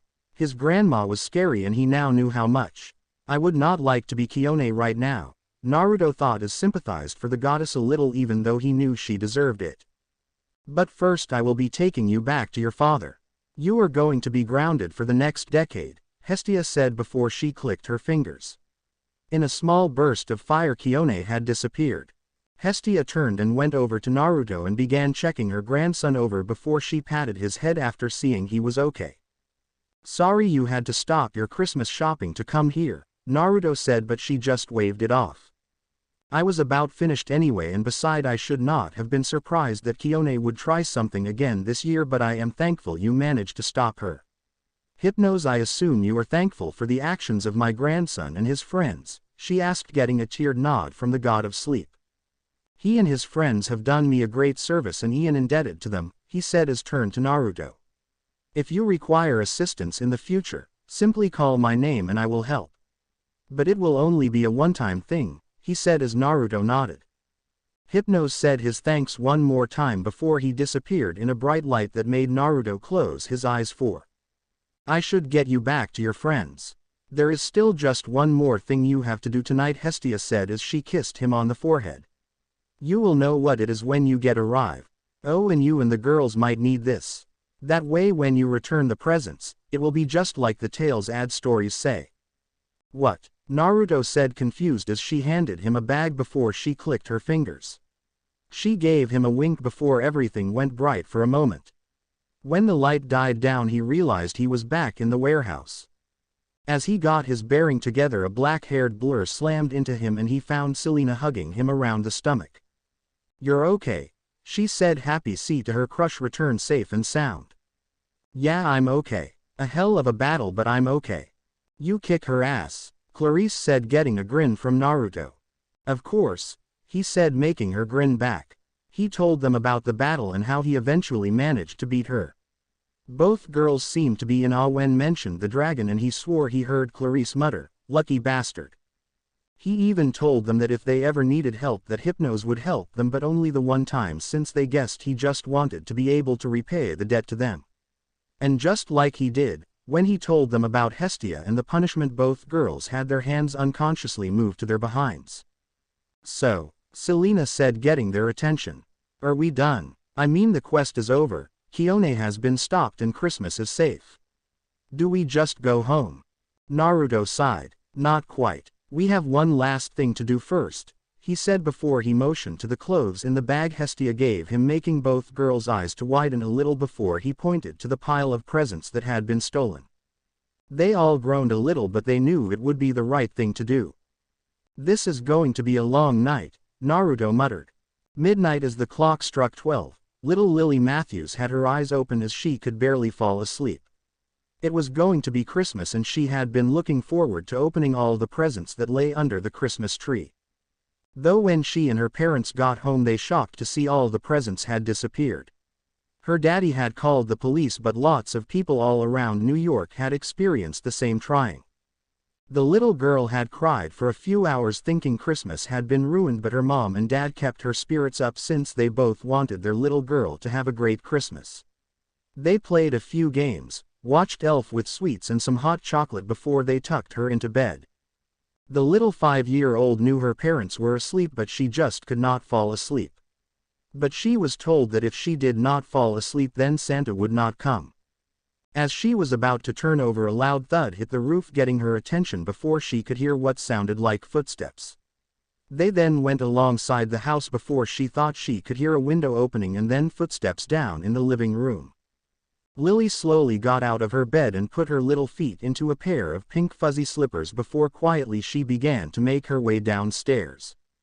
Tiptoeing, she walked and stopped just at the last step and peered round the corner, and her eyes went a little wide at what she saw. Standing in front of the Christmas tree putting presents underneath it was a man wearing a red jacket and pants that had white trimming around it and had a red hat on. Though she did notice a little bit of blonde hair peeking from the hat, but then saw the bushy white beard on his face. Santa, she asked, making the man and the two beside him jump a little before turning around. Lily looked at the other two and saw they were both girls. One girl had long black hair and was wearing a red jacket and long skirt, while the blonde girl was wearing some kind of elf uniform. It looked like the clothes in the elf movie she watched earlier. A blue and silver eye looked down at the peeking little girl before his gaze softened and a gentle smile appeared on his face. She's adorable, Selena whispered to Naruto, and he had to nod his head in agreement. He went down on his knees and opened his arms up to the little girl, who slowly came over and stood in front of Naruto. Santa.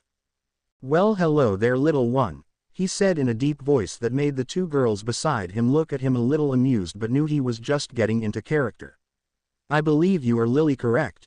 He said, getting a shy nod from the girl. Santa, why did all our presents disappear? I got really sad when they all were gone, she asked. I'm sorry, sweetie. I hope you did not get too sad. You see, well, Mr. Grinch decided to play a trick and stole some of the presents. But we got them back. We can't let him run Christmas now, can we? He said as he tickled her a little, making her giggle slightly. Santa, who are they? She asked, looking at the Selena and Clarice. In fact, both girls were curious to what the answer was going to be.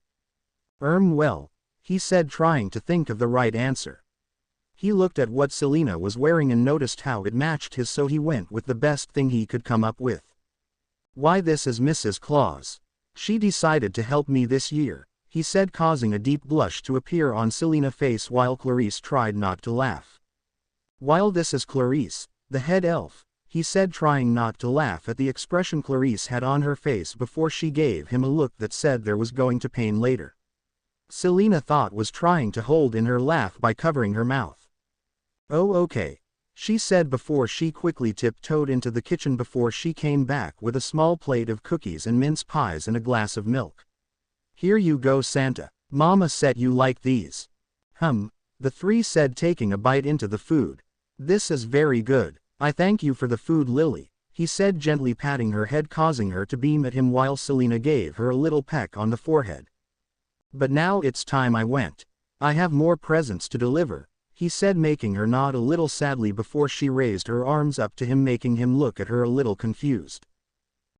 I want Santa to tuck me in, she said, causing Selena to let out a long and quiet ah. Naruto turned back to look at her and she just nodded, telling him to do it.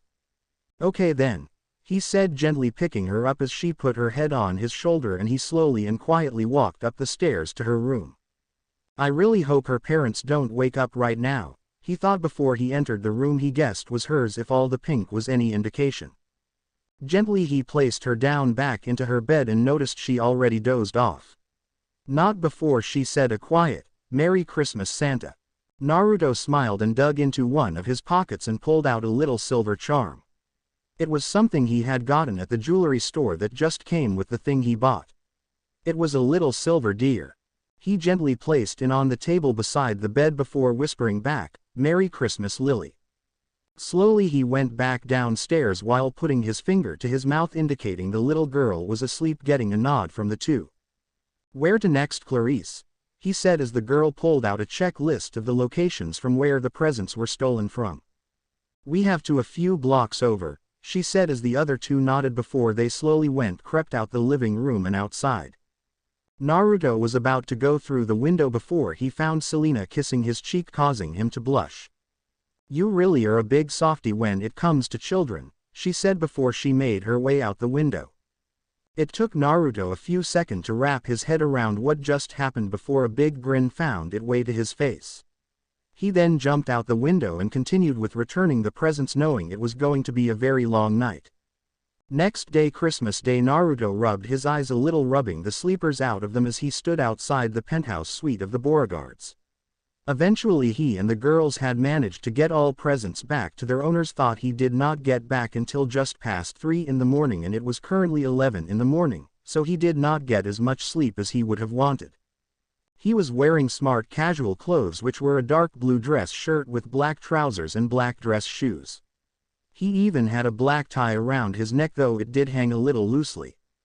In his hand was a giant bag full of presents to give. He had his clones wrap them as he slept and hoped that everyone liked them. He knocked on the penthouse suite's door 3 times before he waited. He only had to wait a few seconds before he heard shuffling on the other side and the door slowly opened. Opening the door was an older man who looked to be in his mid to late 30s. He had slightly tanned skin with black hair that had a few gray hairs beginning to show through. He had brown eyes and light black stubble on his face. Ah, you must be the Naruto my Selena has been talking so much about, he said, getting a nod from Naruto, who couldn't help but felt a little nervous since this was the father of his crush. He had to snort at the fact that he could handle fighting gods and monsters but yet felt nervous being around Mr. Beauregard. My name is Sebastian, Selena father. Come on in. The girls are waiting on the couch. Naruto was ushered in and surprised by the place they were staying in. The suite itself looked like an actual house with a second level and was very nicely furnished and decorated. Looking around, there were others around, though he guessed that they were some people Selena's father had invited and guessed they must have been work colleagues or childhood friends. Stepping into the part that was the living room, Naruto smiled at seeing Selena and Clarice sitting on one of the dark gray sofas. They too noticed him and ushered him over to sit with them. Selena was wearing a dark blue dress that went down just past her knees along with a light gray cardigan. She had black ballet flats on her feet. He was a little surprised that even Clarice wore a skirt that went to her knees, thought it was black, and had a light gray shirt along with a dark red cardigan over the top. He had to admit tea was the feminine thing he had seen her wear, and it really suited her. They made light conversation for a little, mainly about the quest they completed, and Selena did not tell her father about it since he was not in the know about the Greek world, unlike Percy's mother Sally. Before long they decided to open presents, much to the girls' enjoyment, and made Naruto have to open his first. From Clarice he got a black shirt that said, "Just bring it," along with a small dagger with a black hilt made of celestial bronze. He recognized it as a catchphrase the Rock had and knew that Clarice liked the guy since apparently he kicked all kinds of ass. From Selena he had gotten a photo book that had pictures of the time they spent as Camp Half-Blood along with a few pictures they had taken the other day before they were given a quest. He had told Selena back at camp that he did not have any photos with friends or families or any kind, so he had a feeling that was where she got the idea to make this for him. There were pictures of him, Percy and Grover with their arms around each other's shoulder grinning at the camera. Another was of Naruto comically carrying Annabeth away when she had refused to come to dinner one night because she was so engrossed in one of her books. Everyone had laughed and he did not notice that pictures had been taken. Though there was one that he defiantly did not realize was taken and expected the stalls must have taken it, which made him blush a little. It was just after one of his riding lessons with Selena, and one of the Pegasi had bucked him off and knocked him into Selena, which made them roll around in the grass. It ended with Naruto on the bottom while Selena was straddling his midsection while their faces were only inches apart. "I had the stalls send me that. I know it's a little embarrassing, but I kind of like it and it's a nice memory," Selena said as she played with a stand of hair. "I love it," he said, giving her his patented smile before he built up the courage to give her a quick kiss on the cheek. It made Selena gasp a little before putting her hand to her cheek as her face lit up along with a big smile forming. "Now it's my turn," he said before he put his hands in the bag and before bringing out the girls' presents, which were wrapped in silver wrapping paper, and handed them both to them. Clarice opened her first and her eyes almost went out of her head when she saw the tickets to the monster truck derby that she had been trying to get tickets for weeks for. She then surprised them by pulling Naruto into a tight hug while actually squealing a little how thankful she was. "Anytime, Clarice," he said before he turned his attention to Selena. Selena slowly unwrapped her gift, which actually fit in her hand, and she was most curious to what it could be. When she got rid of the wrapping paper, there was a small black box a little bigger than her hat. Opening it up, she gave out a little gasp. Lying gently down on a padded bottom was a beautiful silver bracelet that had little vine designs covering it along with tiny little hooks on the edge of them. In the center was a small sapphire gem that seemed to sparkle in the light. Then beside the bracelet were 3 tiny silver figures. One was of a little dove, which Naruto knew represented Aphrodite and had wanted Selena to have something that represented the link between mother and daughter. Another was a small crescent moon. Since his mom was the most badass and strongest woman there was, the little crescent moon was to represent Selena's strength as both a woman and warrior. The last was a little teddy bear, which Naruto thought looked cute, and he knew girls liked cute things. It's a charm bracelet. Each one of these 3 figures is a little charm that you attach to the bracelet. You can add more charms onto it over time. I saw it and I just thought it would look beautiful on you." "It beautiful," she whispered as she let a few tears out. "Can you put it on me?" she asked as Naruto nodded and gently took the bracelet out and put it on Selena's smooth wrist and attached the charms. "Thank you," she whispered before she kissed his cheek, held it there for about 5 seconds before she hugged him and placed her head on his chest and snuggled into him.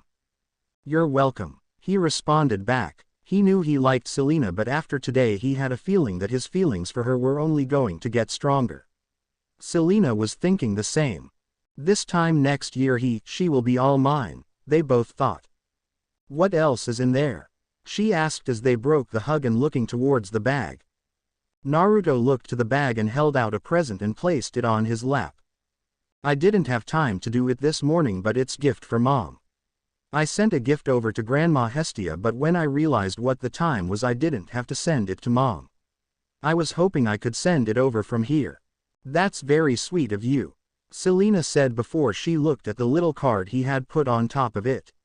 She read it and quickly felt so touched by the little message that she would have loved to see the reaction Artemis would get from. Naruto checked if anyone was looking before he closes his eyes and prayed for his mom. With Artemis sitting in her tent gently brushing her long auburn hair, Artemis, goddess of the moon and the hunt, gently brushed her hair as she thought about the current day. Christmas had always been a love-hate thing for her. Although she enjoyed the festivities and seeing families happy and all the lights, she did not approve of the whole Christmas tree part since it cut down a lot of the forest. Plus, when it came to gift giving, she was not the best. Her hunters were currently outside having a mass snowball fight and she could hear their laughter. Christmas for the hunters was always joyous time since it was a day all about family. Apollo had arrived earlier and given her a present like he always did. Normally she did not enjoy his presents since they were usually very goofy or stupid. His gift had actually touched her a little when she found it was a small photo book of her son during his quest and time at Camp Half-Blood. Though apparently the daughter of Aphrodite had gotten her son something similar. Her son, she looked over at her bed where a large present currently lay wrapped in dark green and silver wrapping paper. It was her gift to her son, but she felt nervous about giving it. Simply because this would be the first Christmas gift she ever gave to him and she wanted it to be perfect. She was aware that his Christmases before he came to her world were spent cold and alone. Something she silently cried about since he deserved all the happiness and joy in the world as far as she was concerned. Though she was happy that he would not be spending it alone. Though she rather it was not with Aphrodite's and Ares's daughters, she knew they were his friends and let it go. I hope your day is one of joy and warmth, she thought before she placed her brush down and went to stand up. However, when she went to stand up she was caught a little off guard when she heard her son's voice praying to her. Mom, I heard from Grandma Hestia that you don't like this holiday all that much, but I wanted to get you a present anyway. I know it's silly since you're a god and can have whatever you want with just a snap of your fingers, but it's tradition and I wanted to get you something special and from the heart. He got me a present, she whispered before she clicked her fingers and in a small flash of light a small wrapped up present appeared on her lap.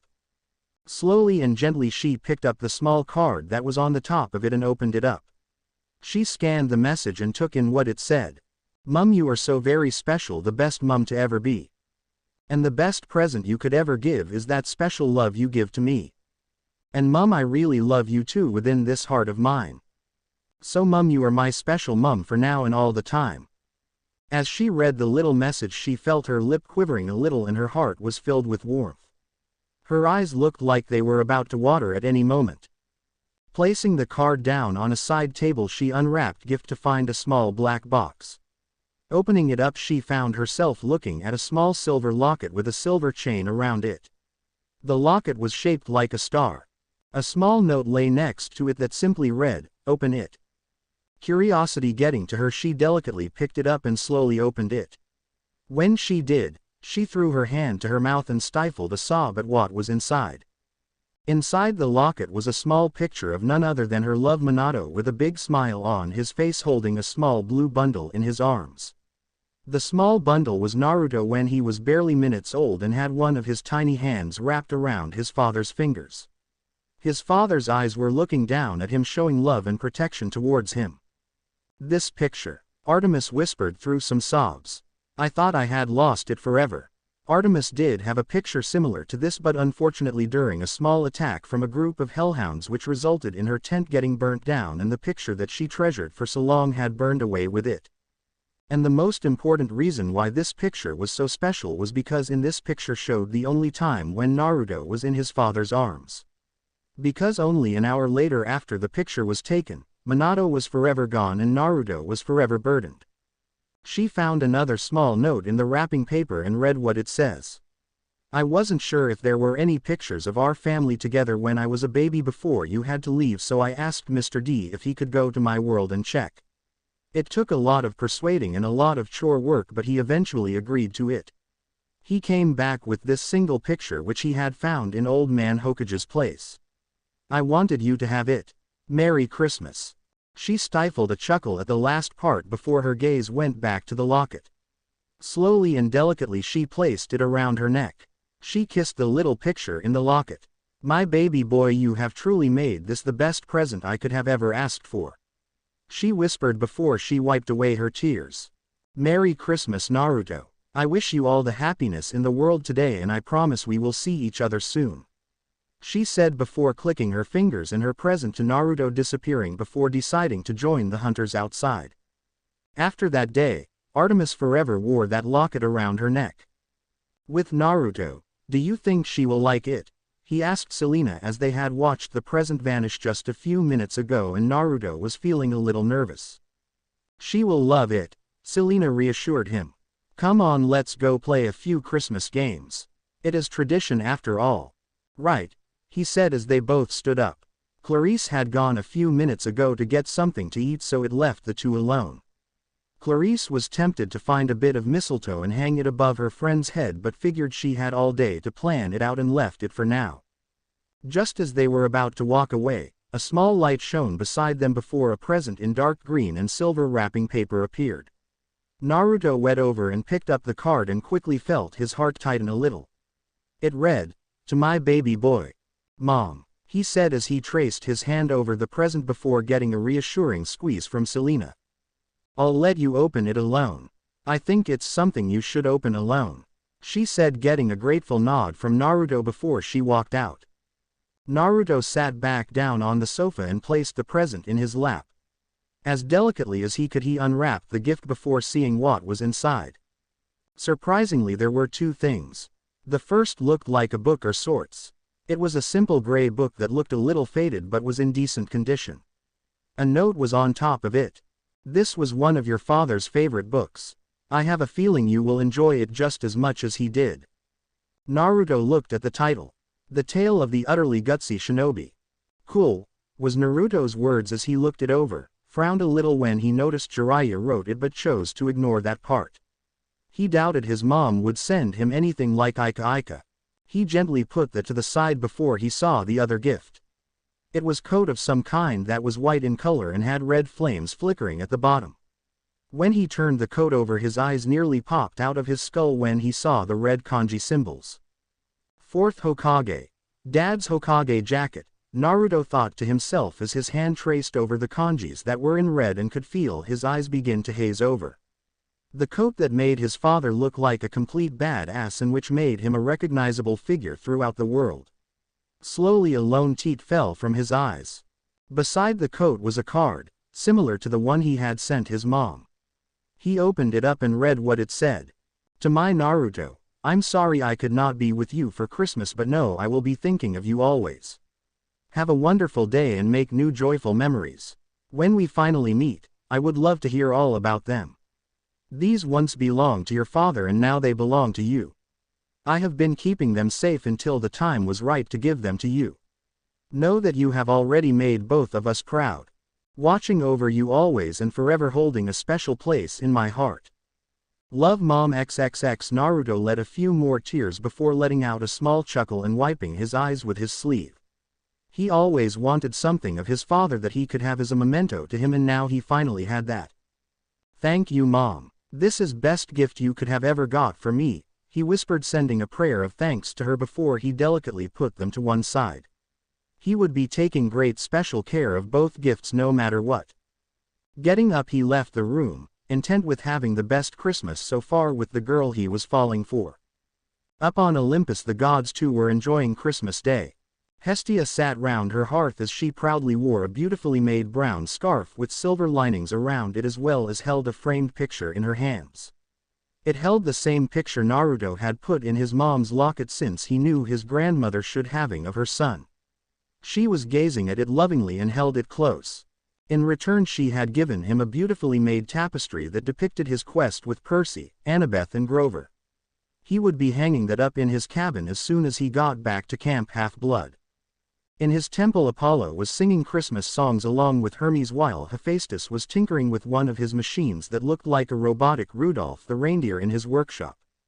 Demeter was visiting Persephone and doing her best to make the most of Christmas with her daughter. Aphrodite was in her temple wearing a skimpy Santa costume that barely covered anything while Ares was grinning like a maniac. He knew he was about to get his Christmas present. Poseidon stood on the beach of Montauk as he watched Sally and Percy enjoy their first Christmas with it just being the two of them and had a gentle smile on his face. Athena was doing something similar as she watched as Annabeth pulled a Christmas cracker with her father, both wearing smiles on their face. The goddess was happy that her daughter was finally making amends with her father, and what better time than Christmas. Hera was admiring all the happy families around the world with a small smile on her face while Zeus was tucked away in the throne room reading the next issue of Ica Ica. Anyone walking past the throne room would have heard perverted giggling. At Camp Half-Blood the year-rounder were all gathered together in the hall, laughter echoing from it as they played games and opened presents. The satyrs too and wood nymphs were all there too, enjoying the warmth and making jokes. Chiron stood proudly at the front simply watching and enjoy the scene in front of him. Somewhere in Colorado Grover stood in a soup kitchen helping those less fortunate, happy to be helping to make others have a great Christmas and simply making them have a memorable Christmas. Though it did not stop him from going all eco-friendly on them. Then finally at the hunters' camp Artemis stood watching her hunters make a row of snow women with a smile on her face with her beautiful new silver locket proudly on display for all to see. Zoe noticed her lady's happiness and simply smiled before going back to the fun. Finally back in New York, Naruto laughed as he pulled a Christmas cracker with Selena before noticed Clarice holding a piece of mistletoe above their heads, making them both go a little red. Looking at each other they both smiled before going along with the Christmas tradition. This Christmas was the best that Naruto had ever had and was one he would forever remember.